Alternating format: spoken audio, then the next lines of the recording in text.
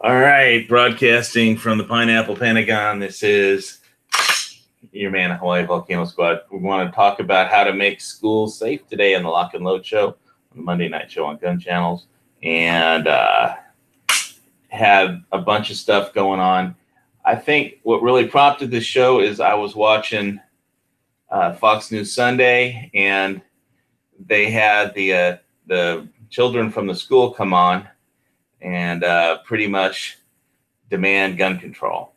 And so whatever the traumatized children who just lost 17 of their friends think we should do, I think the point is that one, they were just massively probably traumatized, the most traumatic event they've had in their lives. And two, they're 15 and 16 years old. So I don't think they're going to come up with a solution that to actually fix a very tricky problem, which is these school massacres.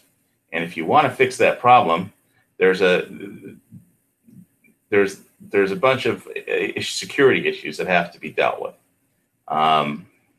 People have been talking about the FBI and local police not following up or not catching this guy before, based on the tips that they had. But my initial thought was, if you want to just let like Dianne Feinstein do an assault weapons ban and make every school in America a gun-free zone, well, get yourself ready, because that's not going to, not only will that not fix anything or prevent any of these crimes by lunatic psychopaths, you can pretty much better get ready for dead babies on your video screens, on your television shows every month or two, because that's what an assault weapons ban isn't going to stop anyone from this kind of a crime. I don't know how many guns there are in America, but on that day, like 500 million guns didn't shoot anybody, and this lunatic did. So I had discussed this with my mom, who used to be a principal in the Los Angeles system, LAUSD, LA Unified School District, and she was the principal of an elementary school. I think this shooting occurred at a high school, but I think the first problem that you have, all the gun guys say, well, let's just have all the teachers carry a weapon. And the first problem with that is being a teacher and being a soldier, they're two different skill sets. And not every teacher is cut out to concealed carry. And there's going to be a problem. The first problem you have is that is going to be one of with the teachers union, because and the principals, because a school is like a naval vessel. And when Squid gets back, maybe he can talk about that, because there's one on a naval vessel ship, there's one captain. And in a school, that's the principal. And the principal knows her teaching staff. She knows everybody that works for her. And basically, they're going to have an opinion on which one of her teachers she would or would not trust to carry on her campus. And so it's like, the problem is, it's that because of the whole thing with the teachers union, just ask any principal, and it takes a lot to become a principal. You don't just get, you don't just like, you start as a teacher and then magically after so many years you become a principal. It doesn't work like that. There's academic requirements, and there's a crap load of hoops, bureaucratic, academic, and that you have to jump through. And so they've pretty much earned their spot. And they aren't just going to want, they're going to demand a final say in who can and can't carry. And the teachers union aren't going to want it's like, just ask anybody who's ever tried to fire a teacher It's basically what happens is you have to have a paper trail. You can't just say you suck, all the parents hate you, everybody's pulling their kids from your class, and so you're fired. You can't do that if they have a union. And if you first, you have to create a paper trail of things that they've done wrong, and then they will just the bureaucracy will just shift them to a different school eventually. So, but if you're going to deny somebody the right to carry on the campus, that it doesn't work like it's on if you're on a naval vessel, it's the military, and the captain says whatever he says goes. But because of the whole thing with the unions, it would be kind of chaos as far as permitting the teachers to actually. I mean, if they had a CCW, that it's still. I mean, the principal is still in charge. So that's the first idea and there's just so many problems with having teachers carry as far as making it work with the person that's actually running the school and the parents.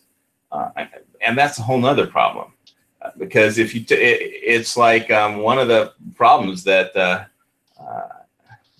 my mom had running her school was just when she tried to institute a simple security measure, like we're going to have all the gates except one closed during school hours. And there was a specific order and schedule which she wanted this gate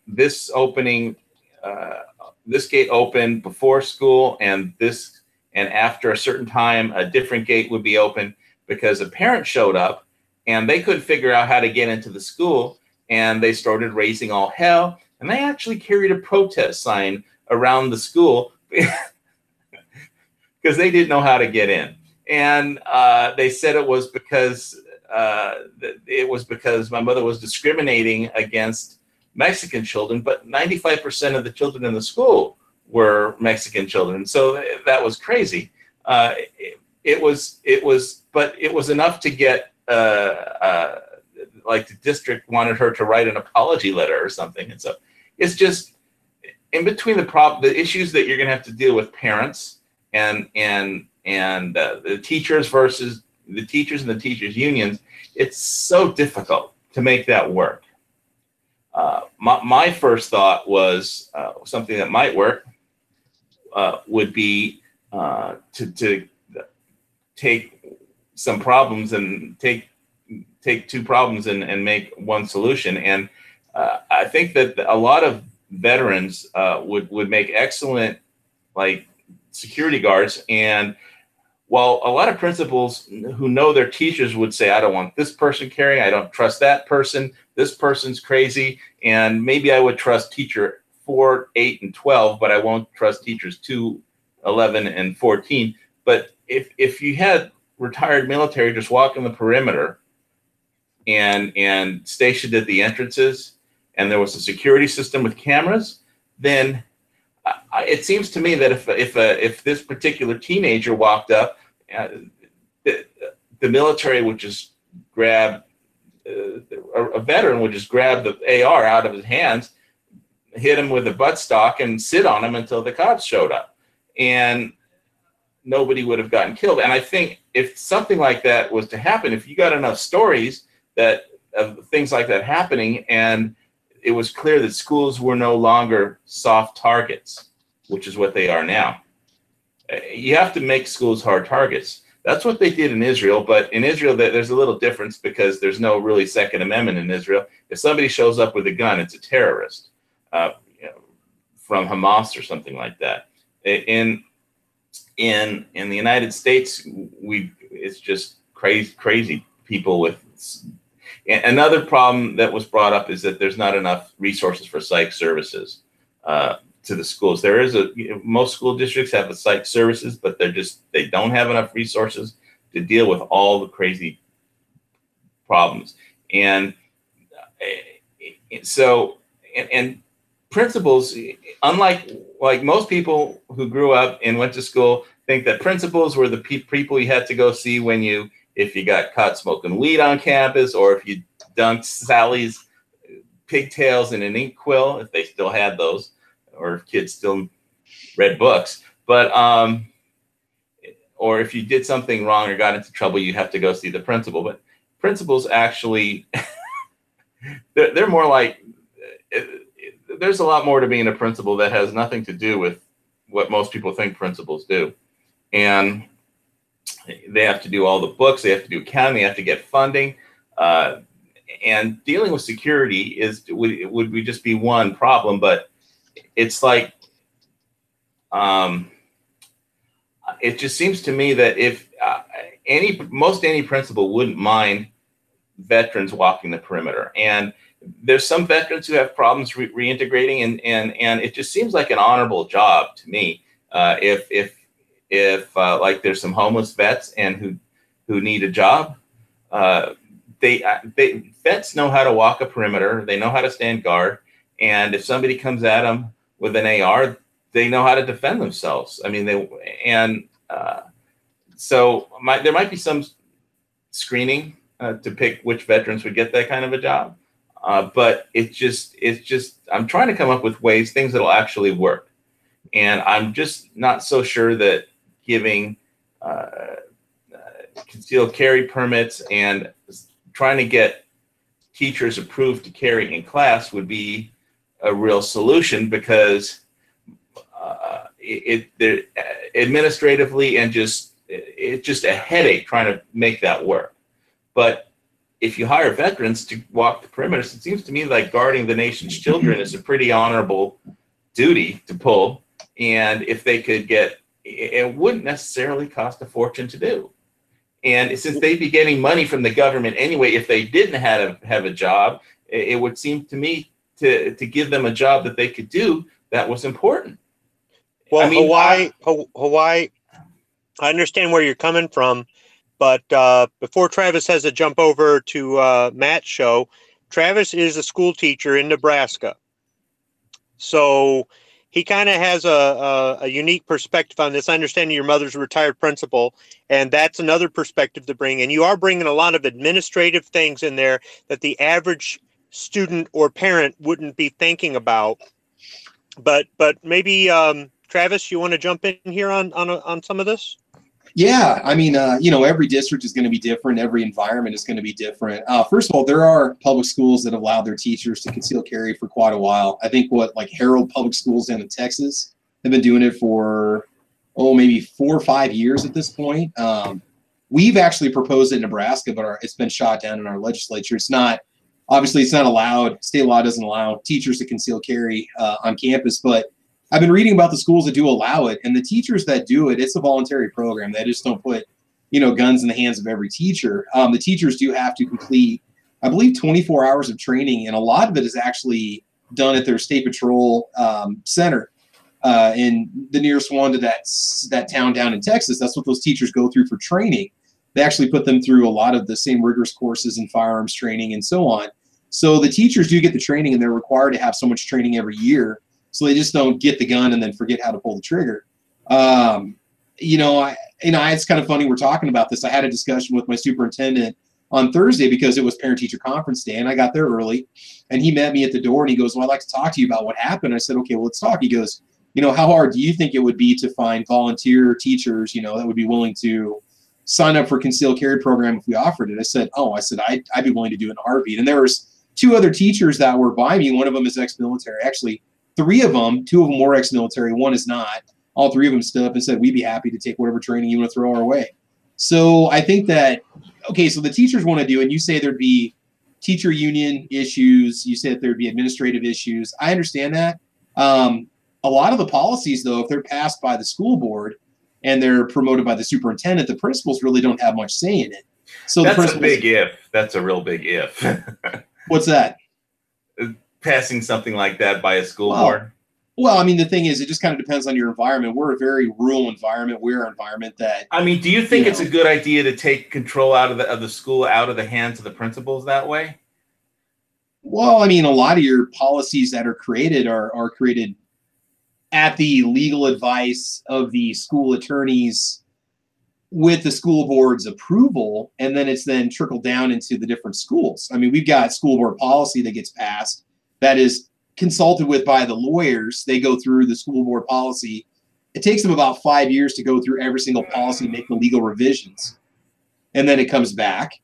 And then it's basically handed down to the principals that have to enforce the school board policy. And then there's input from the principals too, you know.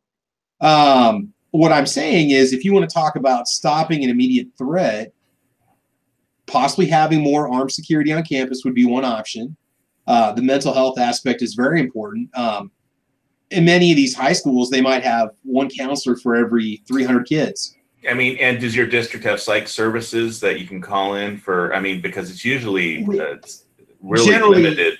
Yeah, if there's a student that's having serious issues, you do consult. You contact the counselor, you contact the administrator. They immediately go find that kid, and they will pull them and talk to them and start. I mean, we've got the full gamut of services that we offer. But the thing is, from the mental health perspective, having somebody that can talk to kids when there's issues, or having people on standby to do it, when you've got 300 students and one counselor, which is the ratio many times, it's insufficient resources. I mean, those people are busy trying to do scheduling, and they're taking phone calls, and they're trying to fend off parents, and they're trying to get their kids ready to graduate, and they're helping those kids with. And let's just remember what we're dealing with, depending on what kind of an area you live in. The teachers have to deal with incredibly terrible home situations for these kids. The kids aren't bad, but if their parents are drug addicts, prostitutes, gang members, that doesn't make the kids bad. But the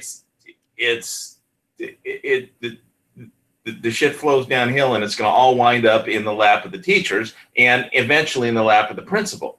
And it's just, that's why I don't think that. What I'm pretty sure of is that you can't nationwide have one solution that's going to. The federal government can't come in and say, here's the money to train all the teachers and go make it work, because it just won't. No, I think it needs to be decided by district, and it's something that the teacher needs to volunteer for if they wish to participate in the program. And they also have to be approved by the school board, which is what was going on down in Harold, Texas, where they've got the concealed carry, and they've got the carry policy for their teachers at that high school down there. I don't see why we couldn't propose a program like that. But then again, state law here where I live doesn't allow it. So the state law would have to be changed in Nebraska. Sometimes bass backwards with looking at law from a logical perspective. I mean, there's things that get proposed that don't make any sense, and that's typical of anywhere you go. But I'm just saying that I think allowing teachers to arm themselves if they want to is one way that I see of ending an imminent threat or an immediate threat, if and when it would happen. I really think that veterans patrolling the perimeter would be a better solution, because it doesn't involve the teachers' unions, and they actually, that would be their purpose. Their purpose wouldn't be to teach kids and also. Okay, now I'm going to weigh in guard the place as the veteran in the group. Yeah. Shoot. Okay, arm the teachers. Thank you. Right. Teachers work for the principal, so. Well, and if our school had a policy that said you can arm yourself, I would be more than happy to go through whatever training they want me to in order to do so. Right. And I do believe that is a district by district, state by state thing, because I can tell you the principals around here have the authority to expel the kids. That's it. They can't get the damn light bulbs replaced in the hallway. But they can expel kids. That's about it. But they can't expel teachers. So if you have an armed teacher that you're having a problem with, and Travis. Okay, I got in this argument Wednesday night with a Gun Channels member, and yeah, he was talking about what a thug he was when he was in high school, and how him and 4 of his friends would jump a teacher if they had a gun and beat the crap out of him and take his gun and all this other stuff. And I'm just like, you know what? First off, all the teachers would have to conceal carry in order to make it work. So you don't know which teachers got one and which ones don't. And if the students are going to be scuttlebutt, you're looking to attack the teacher and take their firearm, assuming they knew the teacher had the firearm, the students will have a whole lot more planned than that. They're going to be robbing places, and they're going to be doing a lot of other things off campus and when they're not in school. And also with regard to that sort of thing, you also have to look at the environment in the school. Maybe you don't put armed teachers in certain schools because that district votes not to do it because maybe it would be something that's not conducive to the environment or something like that. On you do it on district by district basis, but I still think there needs to be some sort of national thing that says, if the teachers want to do it, they do it. If the principal wants it, do it. If the school board wants it, do it. Whatever it is. I mean, it's just. I would rather there be at least one armed faculty member, just the damn janitor. I don't care if they chose to be in that school as a deterrent, and use it if they absolutely had to because somebody decided not to heed the deterrent. But if it was public knowledge that the faculty had the ability to be armed and we didn't know who it was, I'm not worried about kids trying to take their teacher's gun. And as far as a teacher losing their shit, getting mad at a student and sticking a gun in their face, if that person's already a teacher, there's a problem to begin with. Okay. Yeah, you're not going to have a job for very long. You're going to find yourself arrested in jail. If I lay a hand on a student that they are uncomfortable with, if I physically assault a student, I am gone. Okay. Yeah, but what if you would physically assault the principal? I'm gone. It doesn't make any difference. Assault is assault. I would not have. I mean, you talk about the teachers union backing you up. You do realize that in Nebraska, all that tenure means is that you get a meeting with the school board with legal representation, essentially before they fire you. You're not untouchable when you're a teacher in a public high school. I'm sorry, that's not true. Well, I can tell you. Well, I'm not talking about high school, but in elementary school, it took my mom like 3 years, I think, to get one teacher. She couldn't get her fired. But all the kids' parents were pulling their students out of this class, and because she was just a terrible teacher. Okay. And it took her like 2 or 3 years just to get her transferred to another school. Well, the teachers union in LA might be stronger than the teachers union in Western Nebraska. The teachers union in the Metro Detroit area is pretty strong, but it's not about getting teachers keeping their jobs or getting fired. It's about all their pay and benefits. They've got really good pay and benefits up here. I know about some pay and benefits in other states, and they pale in compared to this area. So different unions have different things that they put a priority on. And I understand that it's a legal mess if you're going to have a bunch of parents going, we don't want our teachers armed, or there's all kinds of administrative and legal crap to it. But I'm saying this is a viable solution. And if we want to dismiss it, then we're not really much better than all the anti-gunners that think getting rid of certain guns or banning it or making more of this or that or doing this it's not going to fix a problem.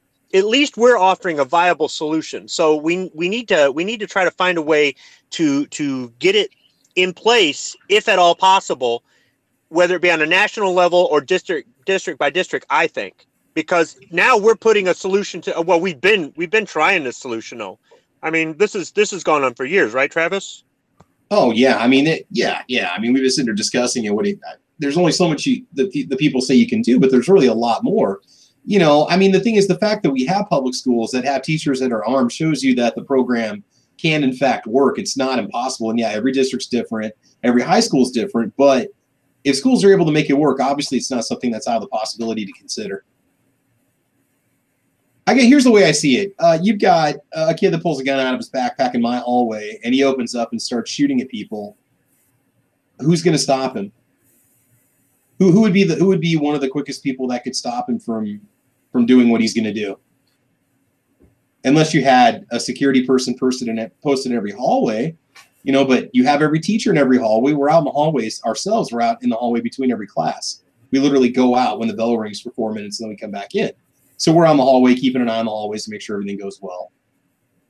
I mean, I don't understand why it would be so bad to give a teacher that option. Because not every teacher is ex-military. You don't get to pick, SEAL Team 6. Travis is an ex-military, and I would trust him to protect my children if we lived out there and they were attending school out there. And I'm sure there's other guys like Travis in the school districts all across the country. You train to do your target practice.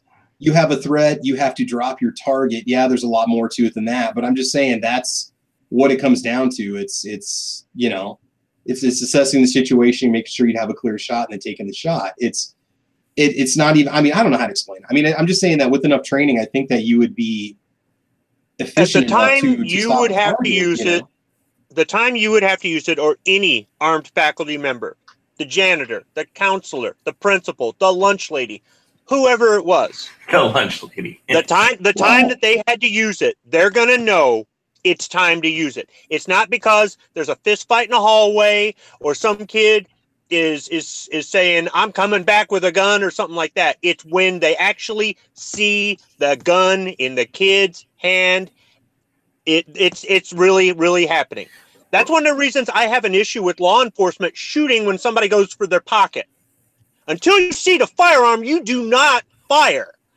But they've been trained. If they think they're going for a gun, just mow them down, empty your magazine into them, and that's improper discipline. And that's something you could simply put into the training program for the teachers. Is they can make a threat, they can be fist fighting, they can be belligerent, they can be this, but until you see that gun, you do not draw your weapon. Period. How hard is that? The other thing too is when you go into lockdown and you're sitting in your classroom and the lights are off and the kids are all huddled around the corner of the classroom out of the way of the doorway. I'm thinking in a lockdown situation, a lockout situation where you don't let anybody in unless it's law enforcement and they come in with an administrator that has the key. That's the kind of time that I would want a firearm, is when we're sitting in a lockdown situation and there's gunfire going off in the hallway and I'm trying to figure out what I'm going to do to defend these 30 kids sitting in my classroom and I have nothing. Okay, here's a question. Now, most of these school shootings, they aren't from active students. They're from people coming out from the outside in that shouldn't be there, right? Not always. Sometimes it's students that have been there but have been expelled. I'm trying to think of Columbine. I'm trying to think of, there was one that we had in a small town not too long ago where the kid went in to go shoot the principal and shoot it at another student. Sometimes it is students and sometimes it's not. But I'm talking about a threat inside the building. What I'm saying is when I'm sitting there in a classroom and we're locked down, I've got nothing to defend these kids if somebody gets in my class. It's not hard to get in my classroom. There's a glass window right next to my door. You shoot out the window and open the handle. You're in my classroom. What do we do? You know, and it's not cool when you have these discussions with your students and they ask you, well, what are we supposed to do to defend ourselves if we have a gunman in the building? Which was actually a conversation that came up today in one of my classes. And I said, we would do what we could to possibly barricade the door to slow the person down. You know, I mean, what do I do? Would I throw my coffee maker at him? You know, what do I do? Throw my desk? You know, why do I have to be a vulnerable target? It doesn't make any sense. Yeah, the schools are definitely soft targets right now. And I personally, I think having veterans hired to walk the perimeter would make and deal with security would make the school safer than arming the teachers. I don't disagree with you at all. I think it's a great idea. I sure, why not? You know, we need something. We need somebody. We need more coverage, especially in some of these campuses. You know, we're a high school of only 900 kids. We're a relatively small square building, one story. You know, the campus of 3,100 down in Florida or 2,600 down in Florida, that is a huge campus. That thing's probably 2 square blocks. You know, I mean, that's a giant amount of area for one officer to cover, you know? So I just think that you definitely need something or somebody. I'm just saying that if there are teachers that would be willing to carry in class, why not create a program to allow it? Well, I just see all the administrative problems in actually making that work nationwide. You know, if you have the teachers come out, that's why it doesn't have to be a nationwide program. It could be decided by district. It could be decided by state, by city. But you know what? I mean, I don't even know why we're having this discussion because I can't do anything anyway because my state doesn't allow it. All I can do is, you know, petition my local association to petition the state law to change or protest on the Capitol, you know, and that's all I can do. Try to raise some awareness. You know, Tack Daddy said this. He said, we didn't think it would happen here. And I think that anybody who's watched it on TV over the years has thought the same thing. It's not going to happen here. I'm worried that it'll happen in my kid's school district. I got to tell you that if somebody got into one of the schools and my kids were in that school building and they didn't do something to stop the person, whether my kid got shot or not, I'd probably do something that I don't normally do, and that is sue. I am not the kind of person to go to court to sue. I would sue the school district. I would make it cost them money to make them think twice about the fact that their inaction makes them just as guilty as the person who did the action, in my opinion.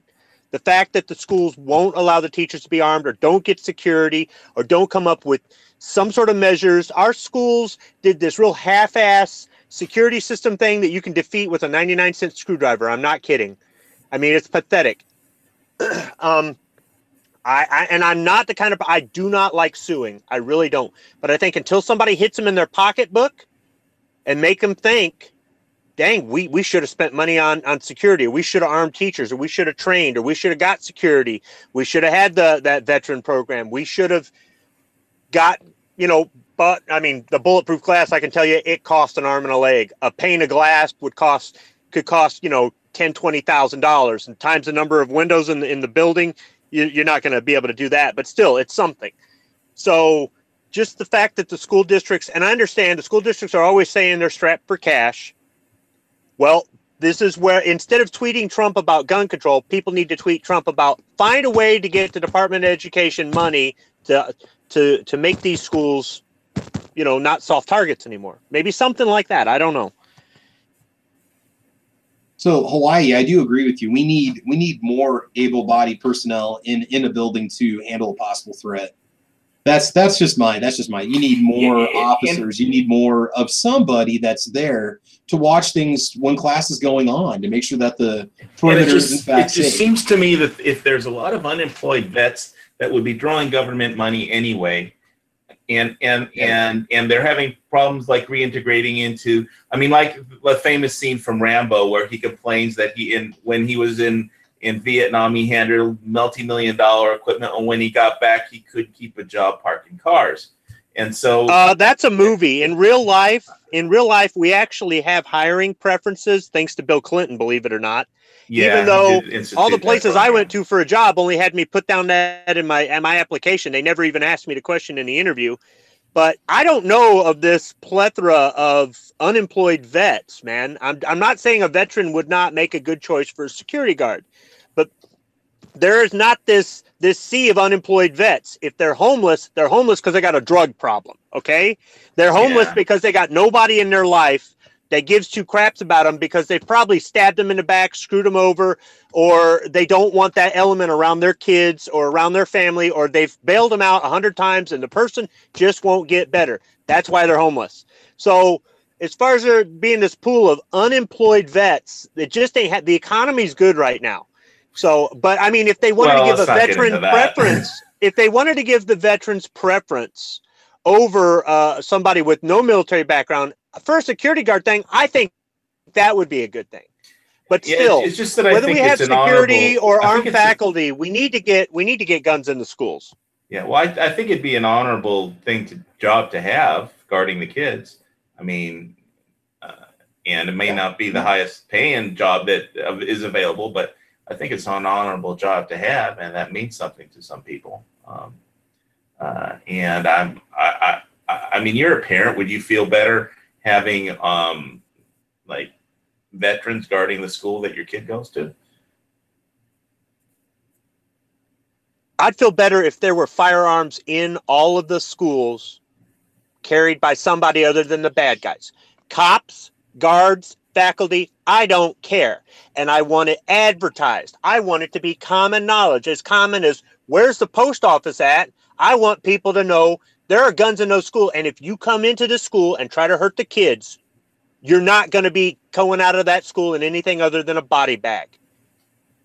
And I guarantee you, the first time somebody steps foot into the lobby of the school with a gun, about to go in and try to make themselves famous, and they get shot dead in the lobby before they squeeze off one round, it's going to send a message to all the copycats in the future that, oh, I guess I won't get famous. Yeah, well, the trick is to make it known that schools are no longer soft targets, and to do that in a way that'll work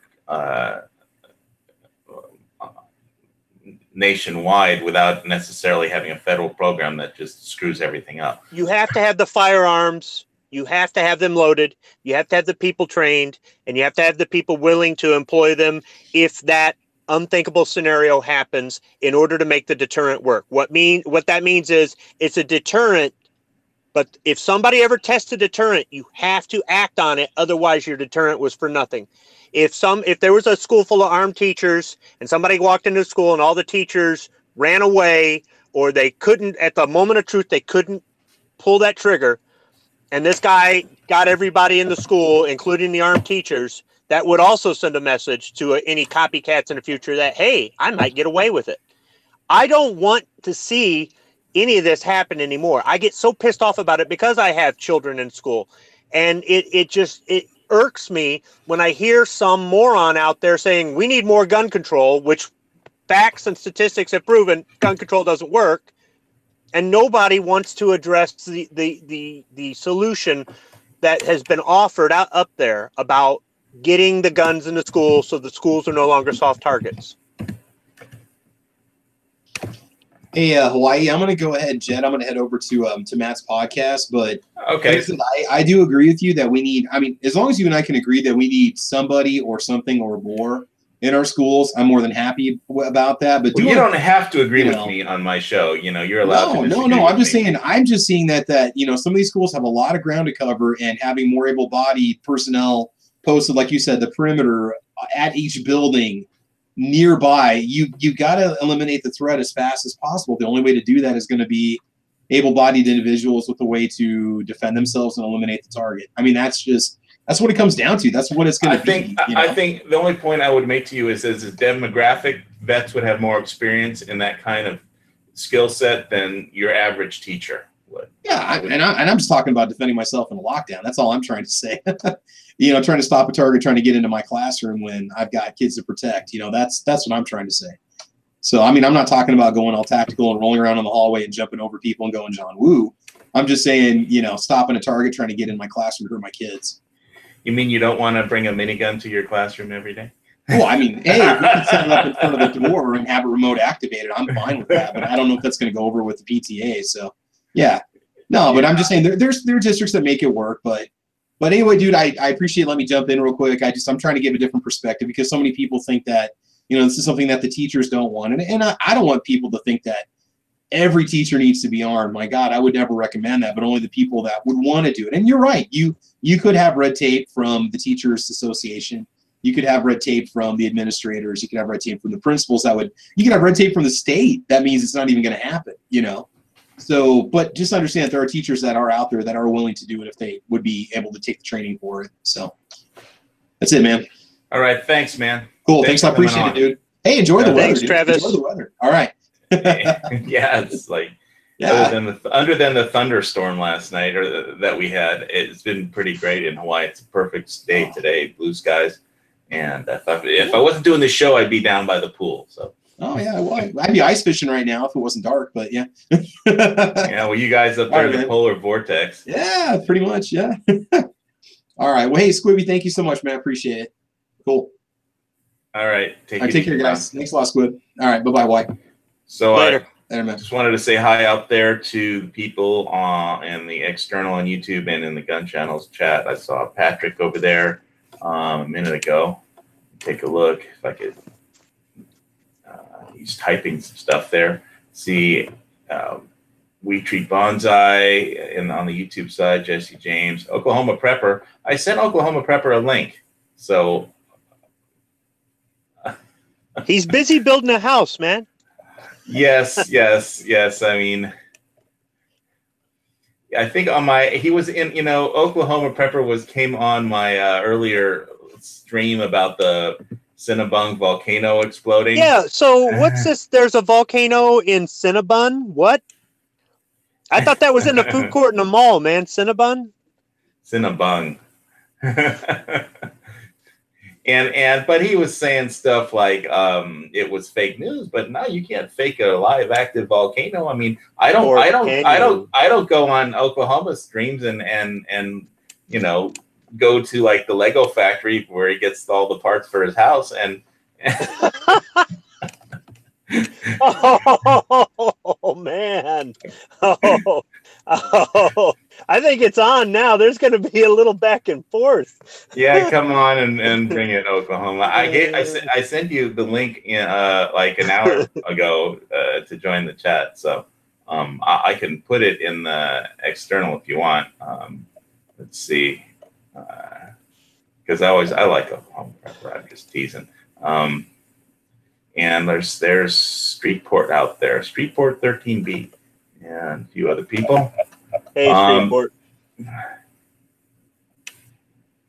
Yeah, I need an animal to pet because it lowers your blood pressure, and make me take it for walks. But we're trying to work out a deal on a house, but we're waiting. It's like the sellers are demanding an as is clause in the contract, which well, maybe when I go home, I need to pet our dog, because every time I think about the violence in the schools, yeah, it gets my blood. Oh my goodness! I mean, I'm not going full night strike, but it's just once my kids are out of school, maybe I'll care less, and you can call me a heartless bastard. I don't know, but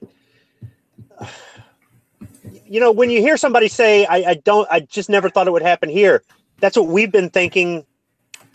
I mean, I don't know. That's probably what they said at Pearl Harbor or something. Yeah. Or not, but, or at the Twin Towers, or every time something goes wrong.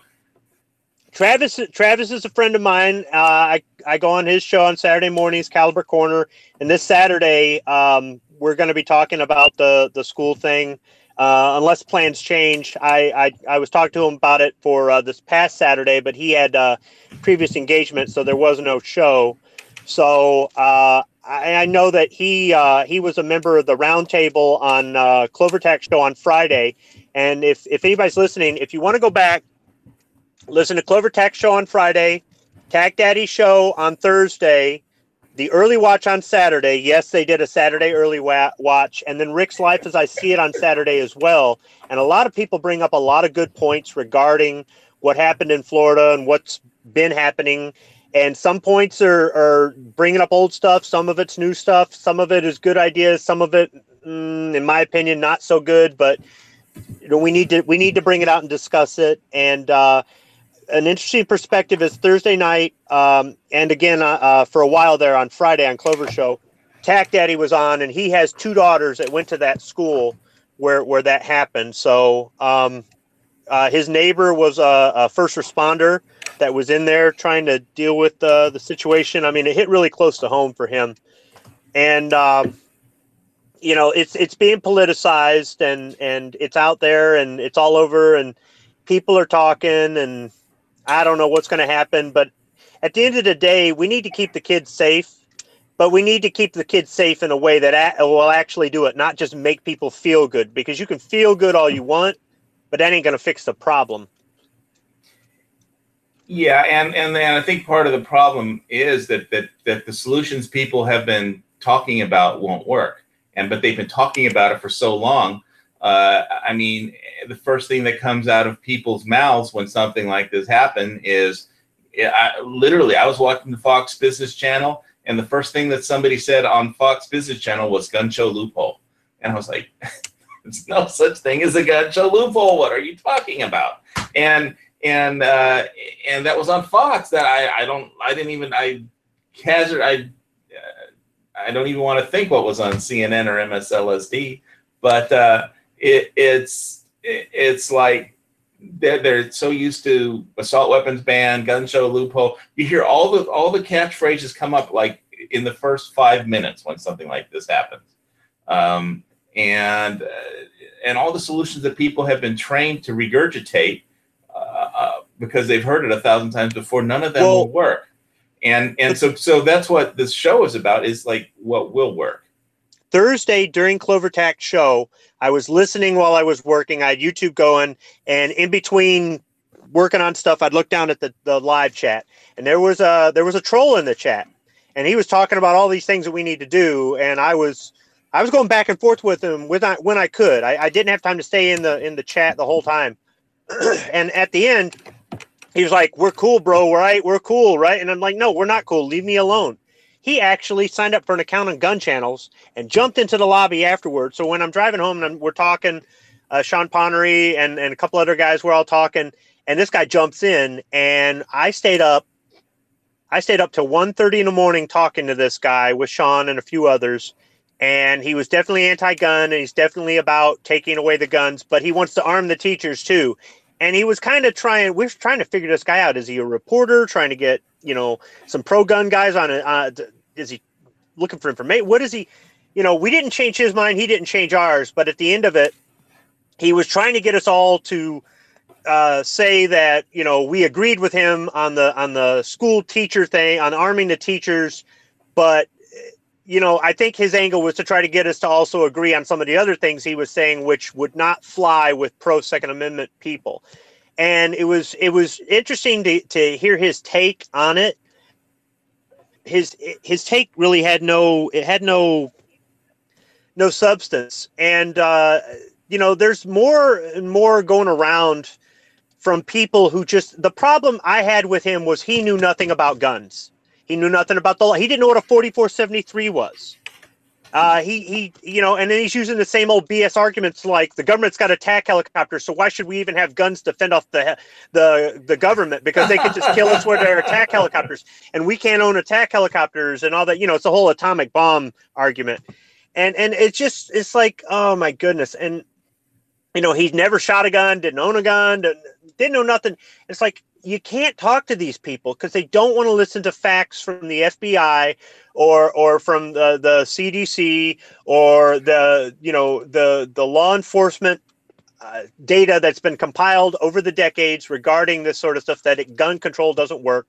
They also don't want to do something like go to the range and see the people that are at the gun range and see that they're nice, normal people, or go shoot a gun and learn not to be afraid of it, even if they decide they don't ever want to own one. Just get it out of their system and go, oh, it's not that, or whatever it is. They just want to go off their emotion. They have to be right no matter what. And they don't want to listen to the other side. They don't want facts. They don't want anything other than to feel good.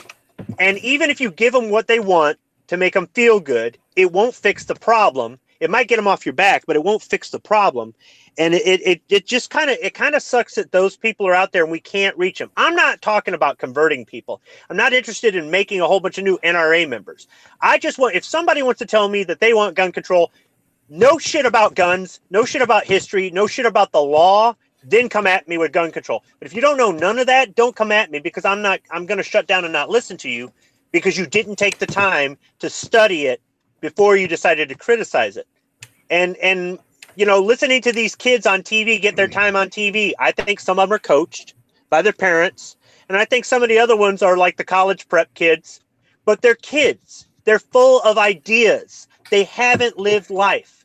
They haven't been married. They don't have children of their own. They haven't paid taxes. They've never gone to a job interview. They haven't had a career. They haven't even gone to college. Their brain hasn't finished developing yet. I don't want to hear what they have to say. I don't care about the fact that they want to get it off their chest and have this knee-jerk reaction. They're too young to be making these statements on TV and thinking that they can make a change. They need to let their parents need to be the one to do that. Let's say hi to Oklahoma Prepper and let him get a word in edgewise. We've been rambling on for a while. Welcome, Oklahoma Prepper. How you doing today? I'm doing all right. Just how's your eye? Doing a little bit of work on the house. Your eye better? It's a lot better. Yeah, a lot better. Real quick, I wanted to make a comment about the whole having somebody armed in schools. Whether it be teachers, whether it be principals, whether it be supervisory staff, superintendents, whoever. I think that'll be a good idea, but at the same time, another thing is, why not hire security guards that will take the load, take the brunt of the insurance and all that stuff. But the only thing with okay, hang on, I'm trying to speak up. The only thing with that is now you're going into paying a security company $20 an hour for a guard that's making $10 an hour sitting there. But here's the deal: 90% of these veterans, I guarantee, would volunteer to do that. And even if we could get somebody, even if they did allow teachers or somebody armed in these schools, then there would be some of those parents to say, those parents that are against guns saying, I don't want my kid going to school there. So you're having half of the school population being transferred out, which, who cares? At the same time, the, that population, that Well, the school thing is, population first of determines the funding for that school. yeah, that's part of what determines. That's one of the whole problems you would have. But first of all, a lot of parents don't pay that much attention to everything that goes on in school. There are parents who do pay attention, and that's a good thing. And there are parents that don't.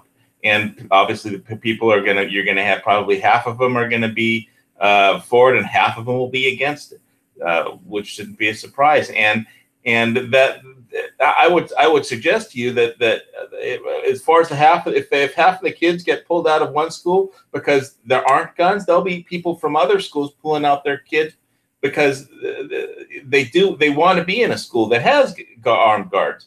So they'll be like kids going from the soft targets to the hard targets because of their parents' politics. But Yeah, you probably I agree. wind up with the same amount of kids. That going to just different schools, and people pull their kids out of schools for different reasons. But I think they'd be going from it'd probably be a wash, more or less. Yeah. One thing that the local school here did was they actually took an off-duty police officer and asked him to basically go to the school and set for the school day. And, he volunteered to do that, which was great. But shortly after that, this scandal come up. Turns out he was sending dirty pictures to a young girl that they had Great. fostered, and OSBI, Oklahoma State Bureau of Investigations, actually went into the school while he was working and cuffed him and took him out. So, you really, it's 6 of one, half dozen the other. You don't know what you're getting, but that's just with anyone. I mean, that could have happened to a veteran, that could have happened to anyone.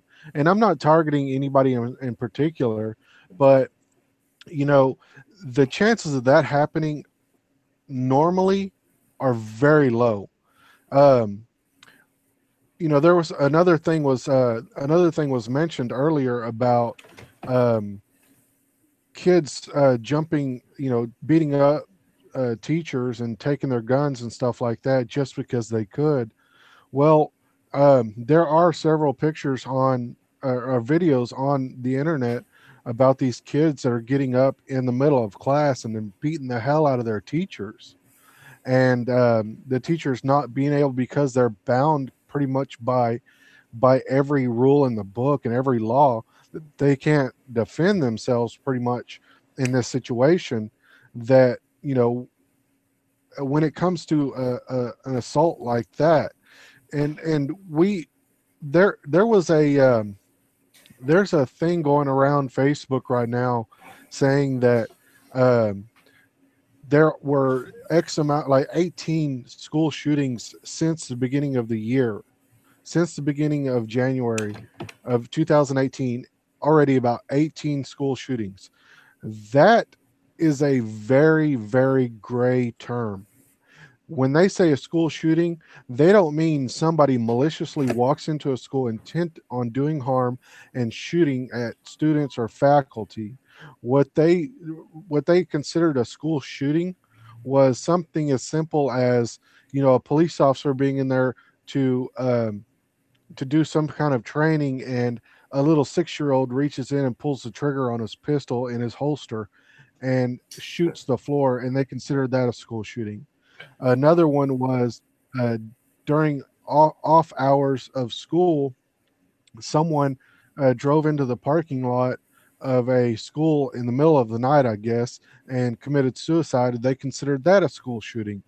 A shot was fired from off campus, and somehow, I don't know if it was an accident or intentional, but broke a window. The shot was fired in the direction of the So you're school, and saying it the broke. statistics are being monkeyed with by people who with an Oh yeah. agenda?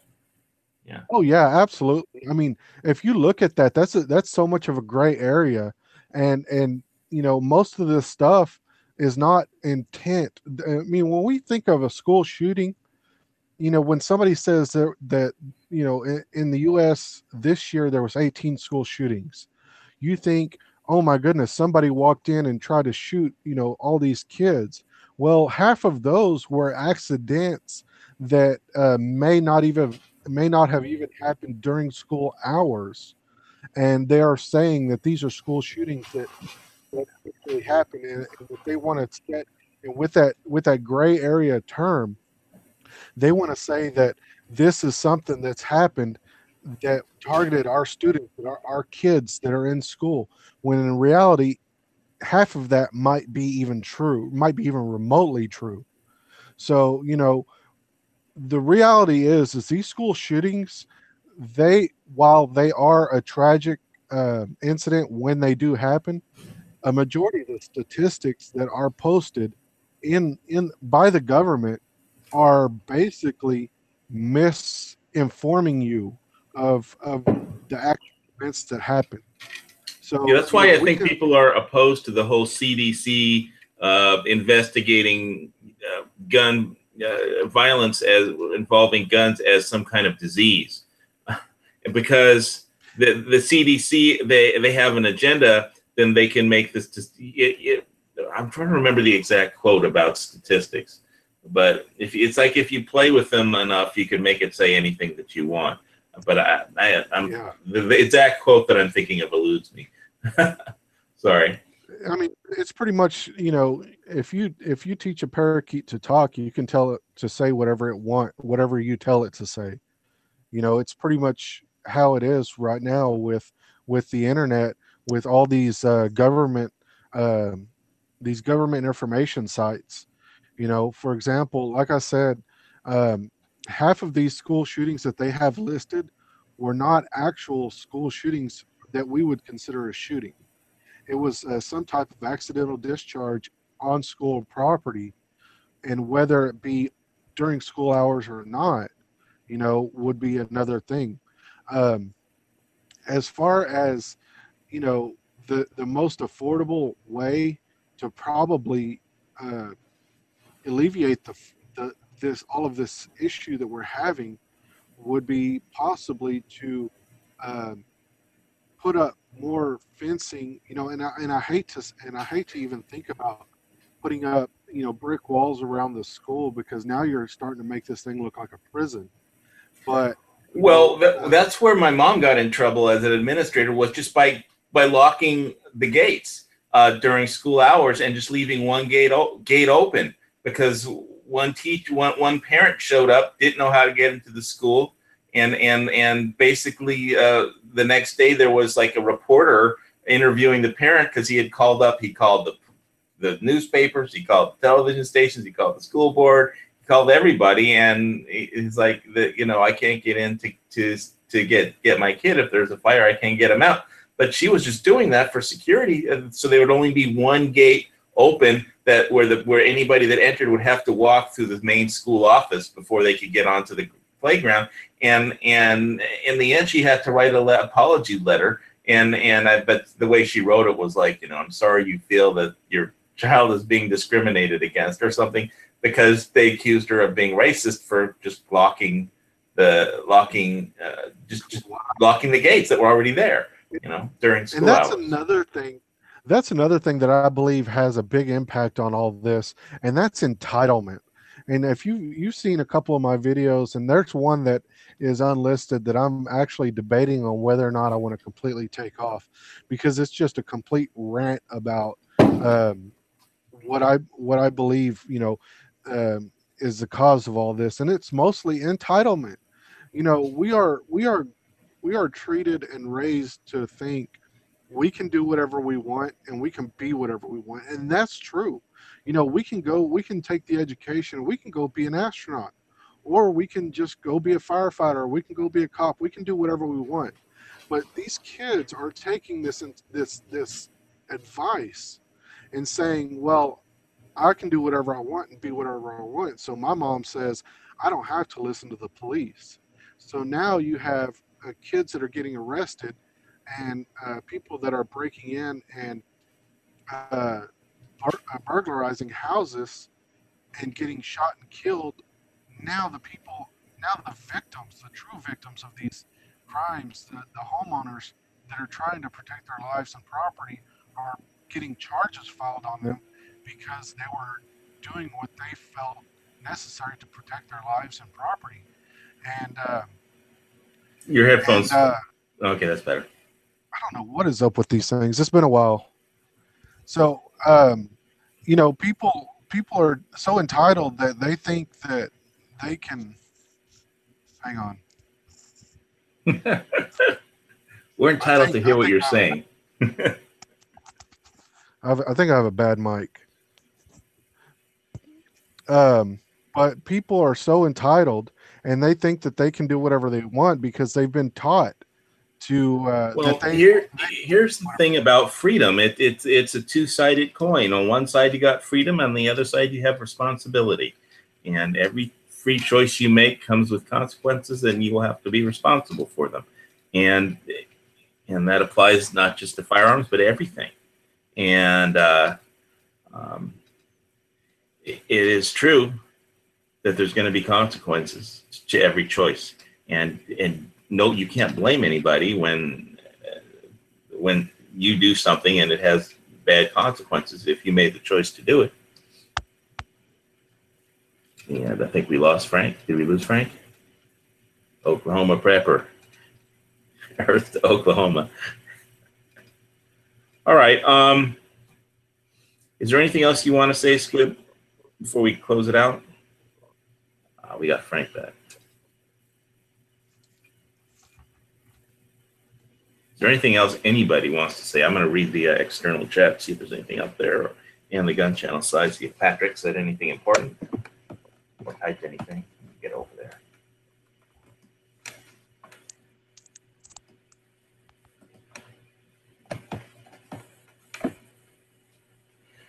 National Guard troops in plain clothes carrying guns.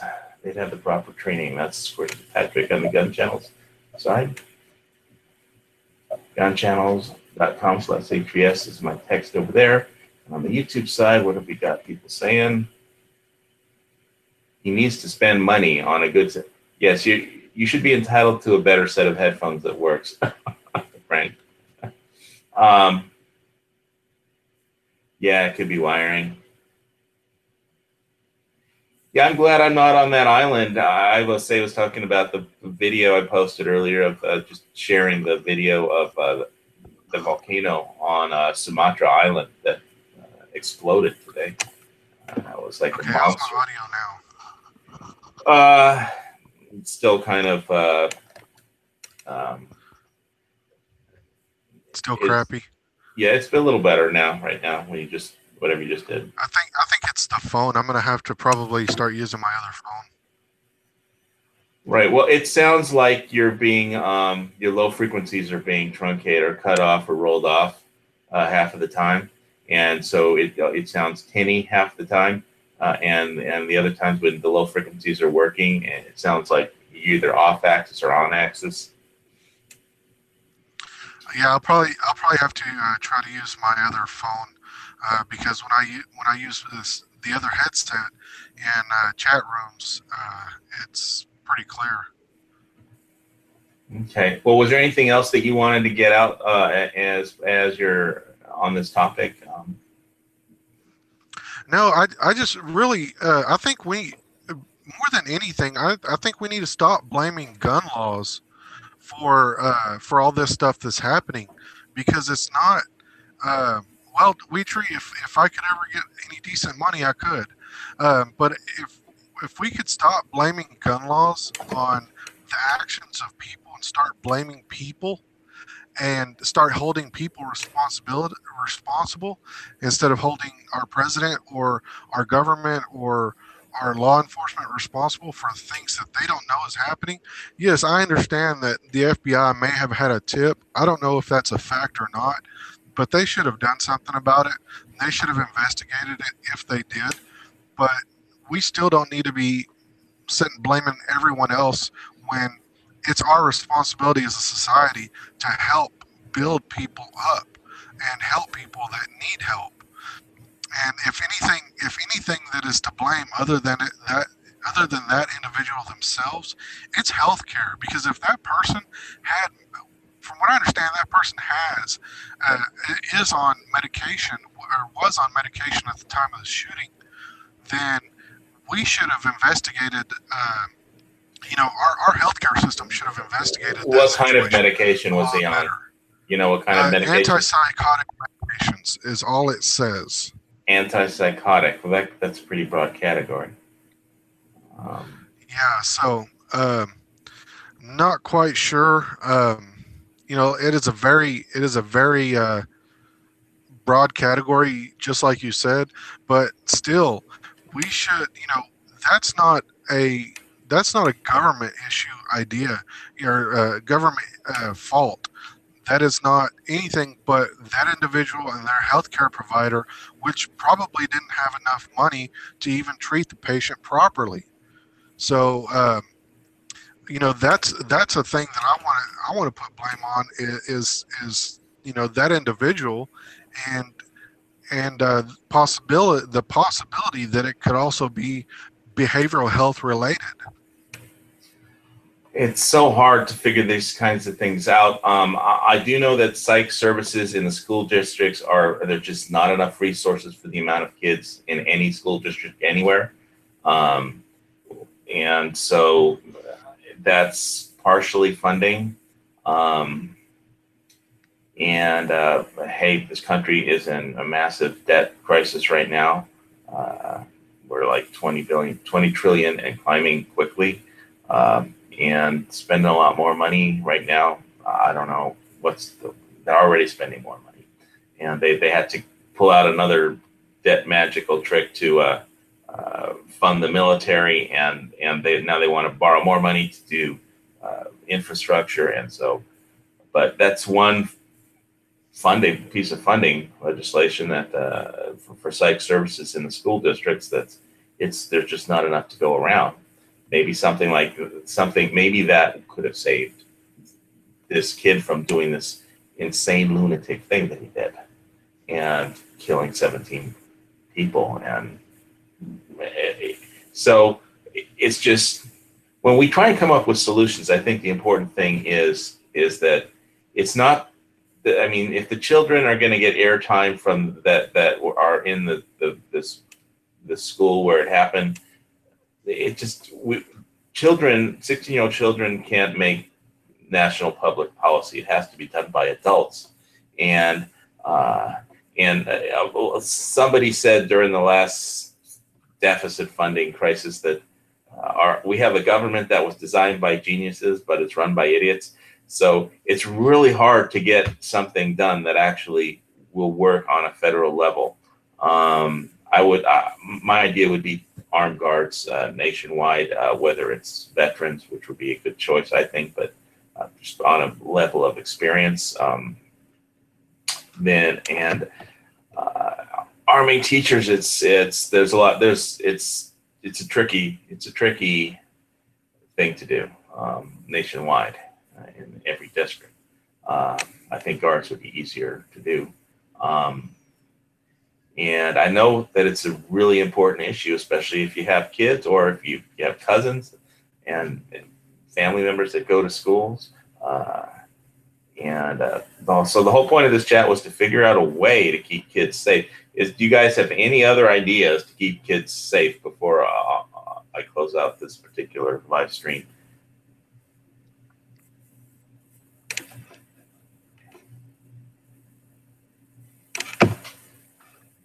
Nope. I think we should do a little bit more property control on school grounds to help with possibly reducing the entrance of anybody that's unwanted or unauthorized to be on school property for any reason. And we treat. I can see the understanding for homeschool.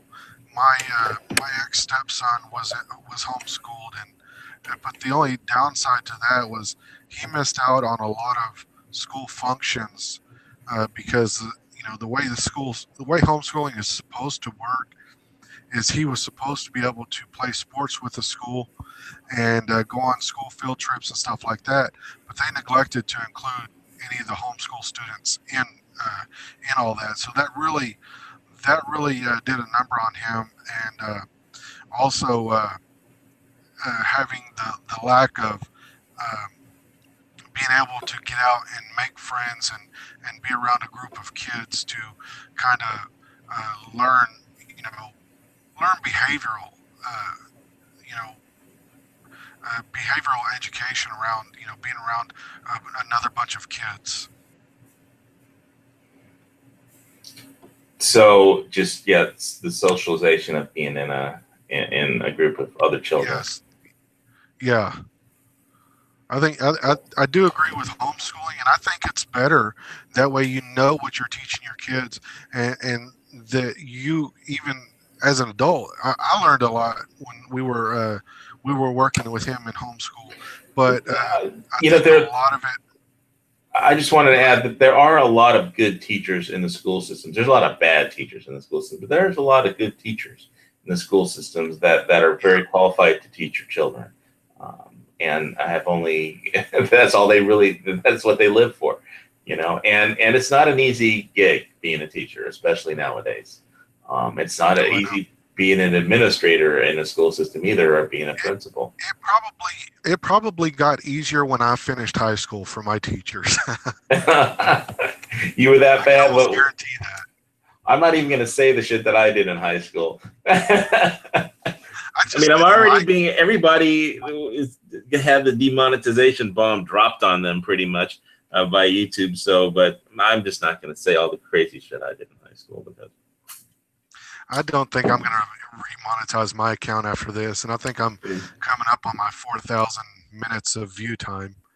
And I might do it just to be able to invest in a decent headset. Well, I'm at the point where I could care less about YouTube monetization, but it's just, Google is Skynet as far as I'm concerned. All right. So on that note, what does Edge 4006 say on his chats? Fight the good fight. Keep your groups tight.